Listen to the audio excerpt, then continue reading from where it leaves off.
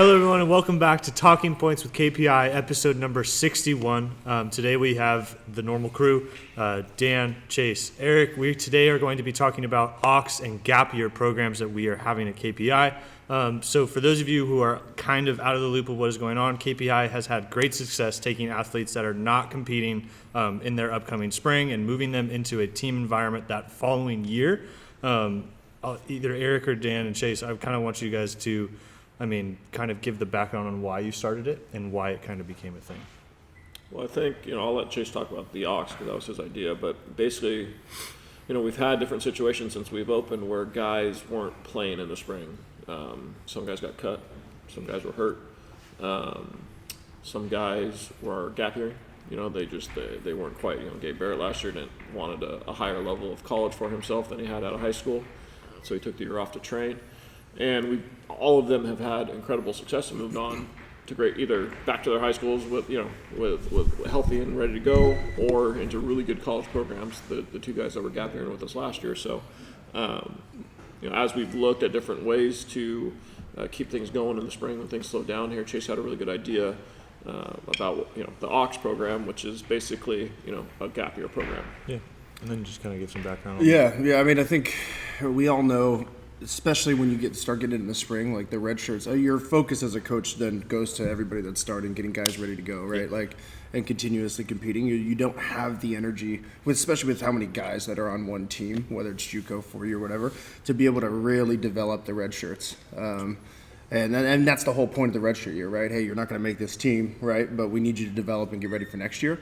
And so that's kind of where this came from, is let's give them a position to be able to actually take advantage of this year they have to get bigger, get stronger, get better at their skill. No, absolutely. And to that point, athletes that are redshirting and they need to take the year off of competing, they don't have to take the year off of development, so to say. Mm-hmm. And so giving them a chance, for those who have been cut for either multiple reasons or, like you said, redshirt programs, having that stability, they're able to come here and train and develop is very important. So there is not a system that has been created to help with athletes in this situation, which is kind of why we're trying to fill that void. But playing in the spring to develop and prepare for the following year, Dan, kind of talk about how the athletes in the program have really had a success with that. I think the athletes that have had success with this, the core of this concept is a coach told you you're not good enough. Whether you're a redshirt or you get cut, that means that one person, have said your baseball career is either on pause or is currently done. Mm-hmm. And so the athletes that have taken a gap year have gone all in on our rehab and prehab protocols, have entrusted us with their red shirt with that time to help them develop. Those ones are like, no, I'm not gonna believe what that coach is saying. I'm not going to buy into that mentality. I'm not gonna be the victim. I'm not gonna be the mercy of these programs. I'm gonna be and put myself in control. I'm going to find coaches who are going to give me an opportunity, give me the resources to get better, and then ultimately push myself to see how good of a baseball player I can become. Yeah. And I think the number one thing that we saw with majority of these athletes was that physically they were not in a position to compete. They weren't big enough. They weren't strong enough. The skill might have been there, especially some of our guys who were coming off in injuries. They were skilled. They were doing and performing at a high level, but physically they're behind. And I think the tendency as you get removed from youth and high school, and the assumption, I guess, is everybody is already big, fast, and strong. It's well, yeah, those guys are on the roster. They're playing. You're not on the roster. You're not playing because you haven't checked some of those boxes. But a coach, especially the redshirt category, a coach sees if this guy puts on 15 pounds, if this guy gets a little bit bigger, a little bit stronger. But I think the gap that gets created there is, what do I do?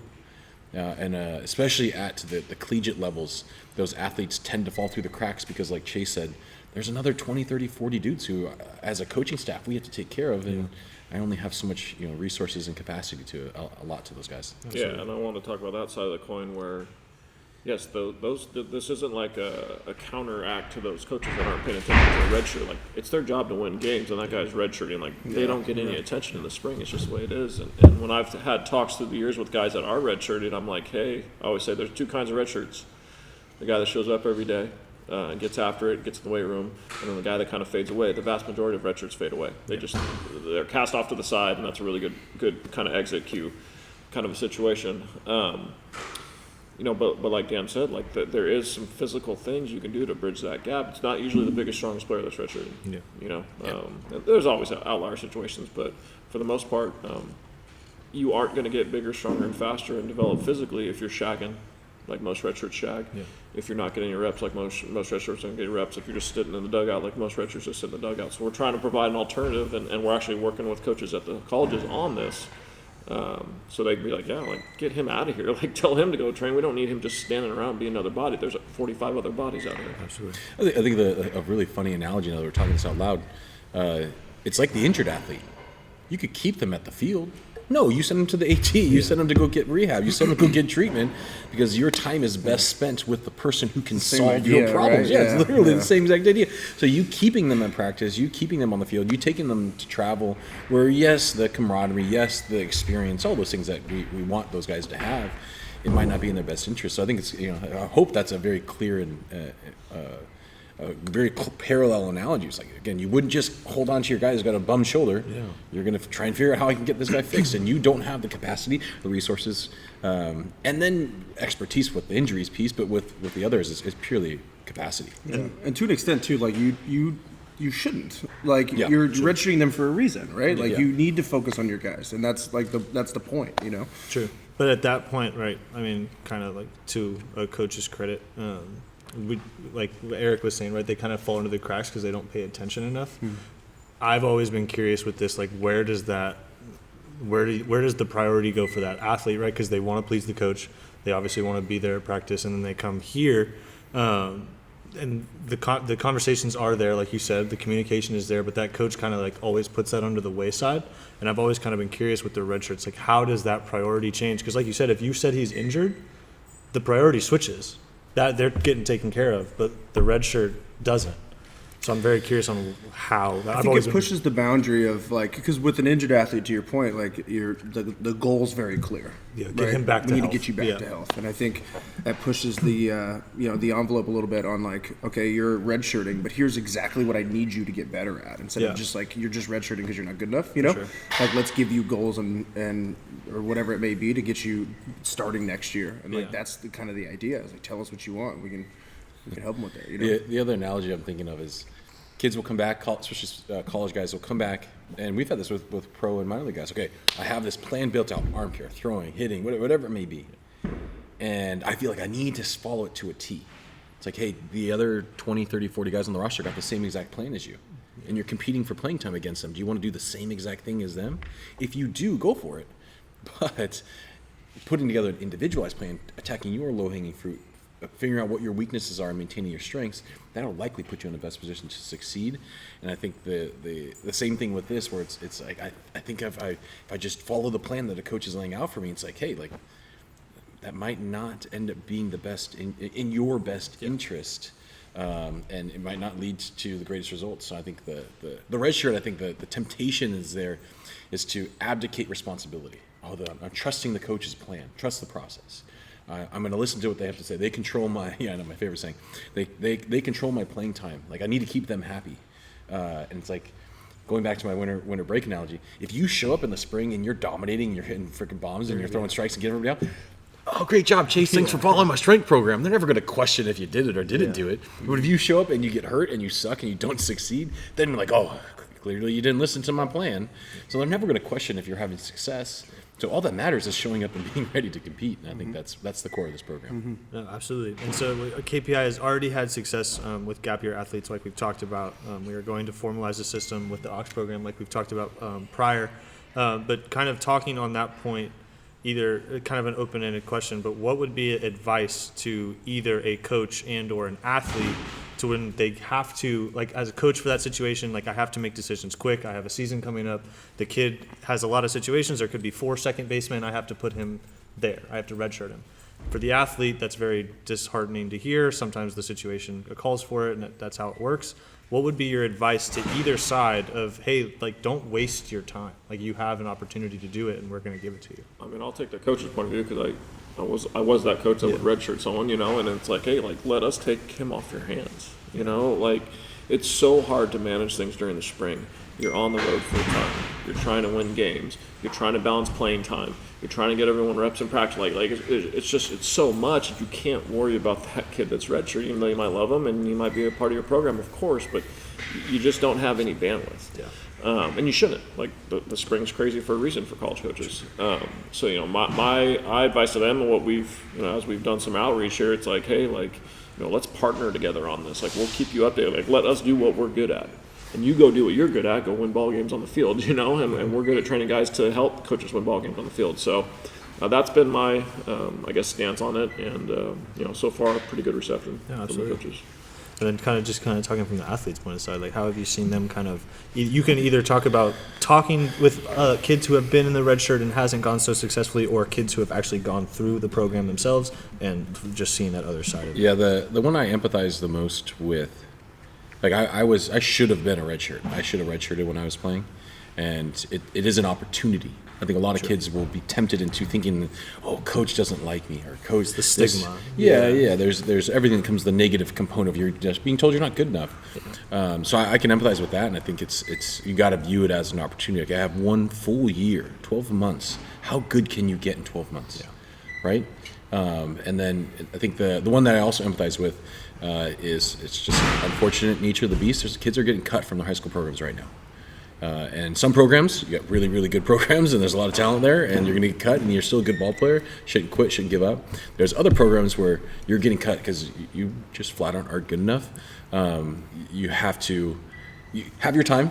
It is tough being and going through that situation. I mean, we've had kids come in here in tears, like, I got cut, and it's not a fun conversation.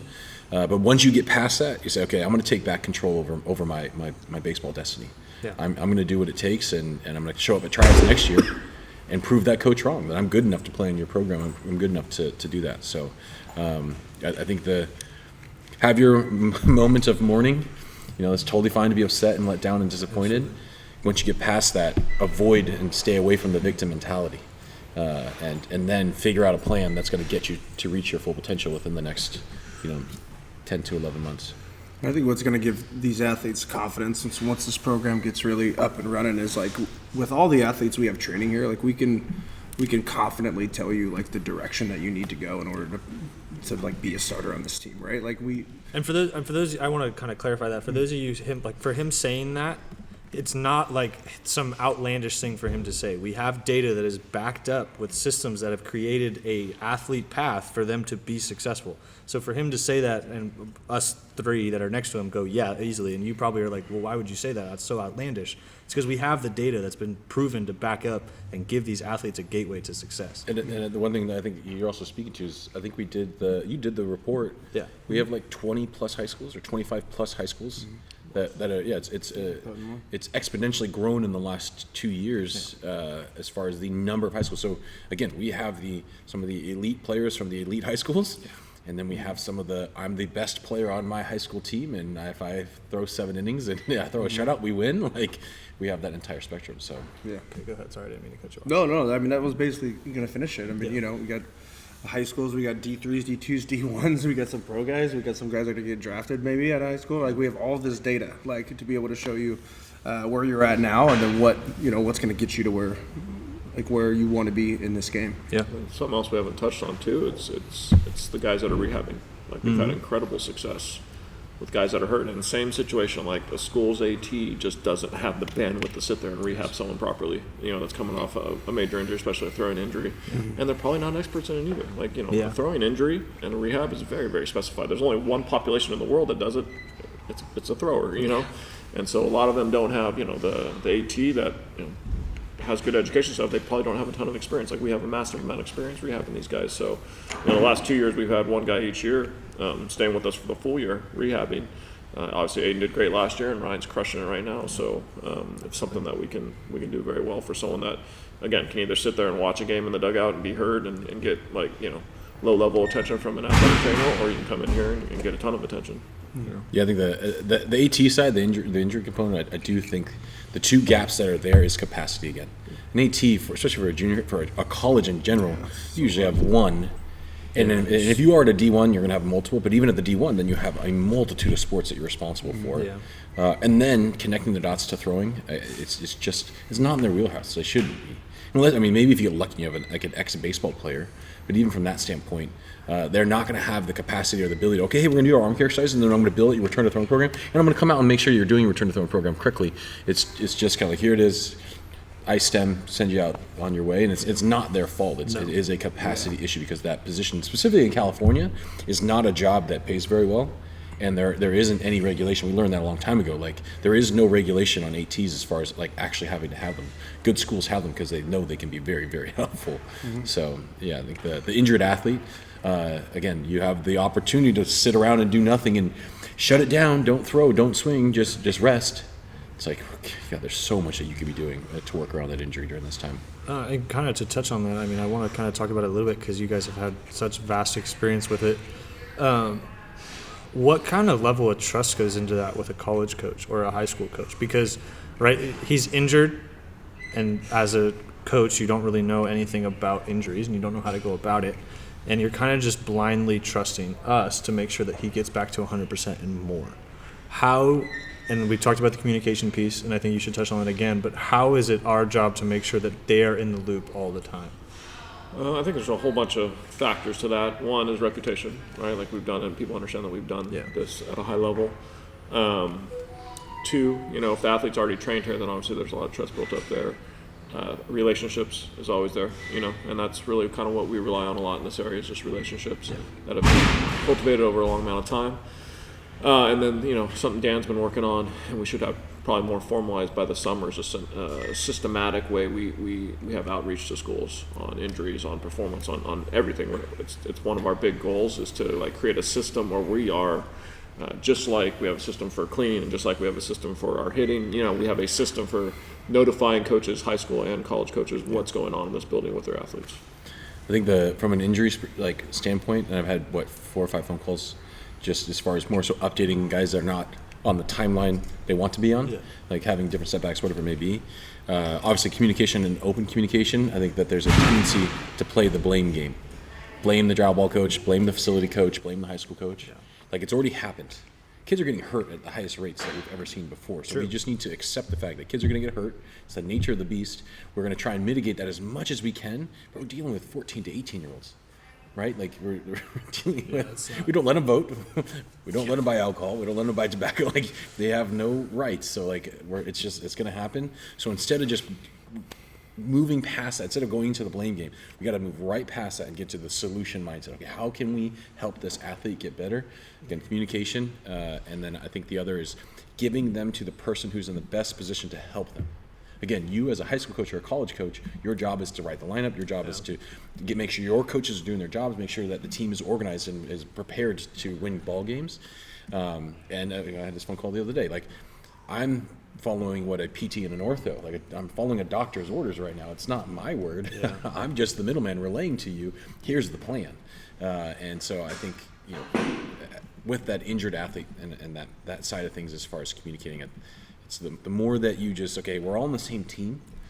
We're on Team Johnny or Team Jane to try and help her become or him become the best version of themselves. Then the lines of communication, things become much more fluid, and honestly, programs become better. And we've seen it. No, for sure. And players that are not playing in the spring can either do nothing, like we've talked about, be a ball boy at practice, or you can change your path, like investing into development and making sure that the tools you will need to make it on the roster next season do happen. And with the AUX program and the gap year programs, we allow that to happen for these athletes. But just kind of get to wrap things up, with more and more advanced training, like we talked about, roster spots and playing time are more difficult to achieve than ever. You can either give it into the challenges or attack what needs to be done. And I want to kind of attest to the athletes that have been through the program. How have you seen their work ethic within that gap year, right? Because you can go, oh, it's like summer ball. I can just chill out, have breakfast in the morning, go work out, do my throws, and then do nothing, play video games for the rest of the day. How have you seen the athletes that come into this program kind of holistically encompass everything that we do? I honestly think we were blessed or lucky with the group of athletes that we've had thus far, because it wasn't intentional, right? It was organic. Well, hey, we need to solve Gabe Baird's problem. We need to solve Michael Moriarty's problem. We need to solve this kid's problem, and we're going to do what we need to do and give them the resources. And those guys, and everybody in this program is going to have almost unlimited access to this facility, because until like 5 o'clock, nobody's in here. I think that we got lucky. And so now that we are intentionally providing structure and allocating resources and our coaches to those athletes, I think the results are going to be even more astounding, because the results to date with those, some of the athletes that have taken advantage of this opportunity has been awesome. And I think now we want to go all in on this, because we've seen the results with a few, and we want it to be the results for a lot. Yeah. I think from an athlete's point of view, at their age, they're so short-sighted. And I don't think they understand that, like, this journey, if you're going to get somewhere, is going to take a whole bunch of different turns. And to embrace a red shirt, embrace a gap year, for Gabe being as big of a knucklehead as he is, like that was his decision, like, hey, like, I understand exactly where I'm at, and I understand where I really want to be, and I'm going to do what it takes to get there. If it takes me training, and that's what it took. So, the call to action to the players would be like, hey, like, understand that, like, this happens. All right, and I say it all the time to guys, hey, your path is forward. Like whatever just happened doesn't matter. It only matters where you go, because no one asks the question like, hey, where'd you play 2 years ago? No one cares. No one. All the athletes we have in here, all the high level guys, you think they arrest me like, hey, did you play pro ball? They don't care. Only anyone ever cares about is where you get to. So. For athletes that are a little frustrated about the situation in the spring, like, there is a path to get to where you want to go. You just have to take it. Yeah, absolutely. And we kind of just basically summed it up. I mean, the path to achieving your dreams can take different turns, right? And KPI's partner with you to see your dreams become a reality and make you achieve that roster that next season. We're trying to make your dreams come true, and development is where that's happening. Any last thoughts? Yeah, I'd say again, the population I feel the most passionate about is the high school kid who's getting cut. Yeah. It sucks. Some of my best friends were cut, especially when I was in high school, and to have your child go through that, like, it's terrible. Give them space, allow them to go through kind of that mourning stage, but I would say at the very least, schedule an assessment with us. Come in, sit down, allow us to talk to your kid, and speak to some of the athletes who have been in their shoes and the success that they've had. Their baseball career doesn't have to be over. You don't have to believe that one coach. Yeah. All right, guys, thank you very much for listening to Talking Points with KPI, episode number 61. This was about the AUX and Gap Year programs that will be at KPI soon. Please follow us on all of our social medias at KPI_baseball. And then follow us our TikTok, Twitter, Instagram, Facebook. And then please go subscribe to the YouTube channel at Kinetic Performance Institute. Thank you guys very much for listening. Have a great day.